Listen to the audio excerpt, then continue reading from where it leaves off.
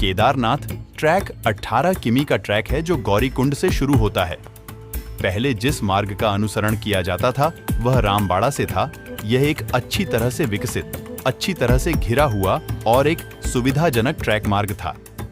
हालांकि सरकार ने 2013 की आपदा के बाद अब केदारनाथ के ट्रैक रूट को बदल दिया है, क्योंकि केदारनाथ का पुराना ट्रैक रूट पूरी तरह से उत्तराखंड राज्य में चौराबाड़ी ग्लेशियर के पास मंदाकिनी नदी के तट पर समुद्र तल से 3583 मीटर ऊपर स्थित हिंदू धर्म का प्रसिद्ध और महत्वपूर्ण मंदिर केदारनाथ मंदिर है। यह भारत के 12 ज्योतिर्लिंगों में से एक है, जिसका उल्लेख महाभारत में भी मिलता है। ध्यान दें कि केदारनाथ मंदिर भगवान शिव का पवित्र मंदिर है, जो उत्तराखंड चार धाम याद शिव जी का 5वां ज्योतिर्लिंग उत्तराखंड में है। इसका नाम है केदारनाथ। ये मंदिर उत्तराखंड के 4 धामों में भी शामिल है। शिव जी के इस धाम का इतिहास भगवान विष्णु के अवतार नर नारायण, पांडव और आदिगुरु शंकराचार्य से जुड़ा है। ये मंदिर हिमालय क्षेत्र में है। इस वजह से शीत आतु के समय करीब 6 महीने बंद रहता है और ग्रीष्म ऋतु के समय भक्तों के। केदारनाथ ट्रैक भारत के उत्तराखंड राज्य में एक लोकप्रिय ट्रैकिंग मार्ग है। यह हिमालय और केदारनाथ मंदिर के मनमोहक दृश्यों के लिए जाना जाता है, जो भारत में सबसे पवित्र हिंदू मंदिरों में से एक है। केदारनाथ ट्रैक गौरीकुंड से शुरू होता है और हरे भरे जंगलों, खूबसूरत घास के मैदानों और बर्फीले झरनों से होकर गुजरता है।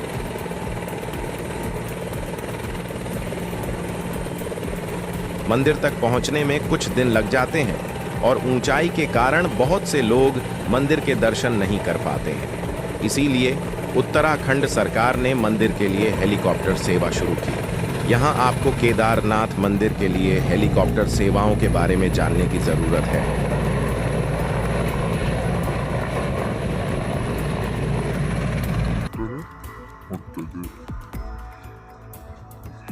पुरानी किंवदंतियों के अनुसार केदारनाथ वह स्थान है जहां भगवान शिव ने कई प्रार्थनाओं और अनुरोधों के बाद कुरुक्षेत्र युद्ध के अंत में पांडवों को मुक्ति प्रदान की थी। केदार भगवान शिव के कई अन्य वैकल्पिक नामों में से एक है। केदार शिव जी का 5वां ज्योतिर्लिंग उत्तराखंड में है। इसका नाम है केदारनाथ। ये मंदिर उत्तराखंड के 4 धामों में भी शामिल है। शिव जी के इस धाम का इतिहास भगवान विष्णु के अवतार नर नारायण, पांडव और आदिगुरु शंकराचार्य से जुड़ा है। ये मंदिर हिमालय क्षेत्र में है।